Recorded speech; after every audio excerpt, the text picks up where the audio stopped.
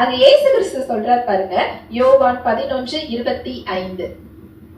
இயேசு அவளை நோக்கி, நானே உயிர்த்தெழுதலும் ஜீவனுமாய் இருக்கிறேன். என்னை விசுவாசிக்கிறவன் மரித்தாலும் பிழைப்பான்.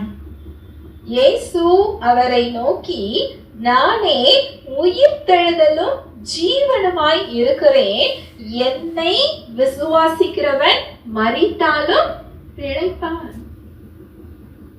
நீங்க உங்க பலவீனத்துல, நோய்களுக்கு மத்தியில அவரை விசுவாசிக்கிறது தான் அந்த இயற்கைக்கு அப்பாற்பட்ட வல்லமை வெளிப்படுகிற இடம். என்னை விசுவாசிக்கிறவன் மரித்தாலும் என்ன செய்வான்? பிழைப்பான். அந்த 4 நாட்கள் அவர் வல்லமை செயல்படுவதை தடுக்கவில்லை. உங்களுடைய பலவீனமோ, உங்களுடைய நோயோ, உங்களுடைய வயதோ, இல்ல காலங்களோ, உங்க சூழ்நிலைகளோ அவர் செயல்படுவத, அவர் வல்லமைய என்ன செய்ய முடியாது? தடுக்க முடியாது. இதற்கு அப்பாற்பட்டவர் அவர். எத்தனை வல்லமை நிறைந்தவர் இல்லையா? அவரால் செயல்பட முடியாத சூழ்நிலை என்று ஒன்றுமே கிடையாது.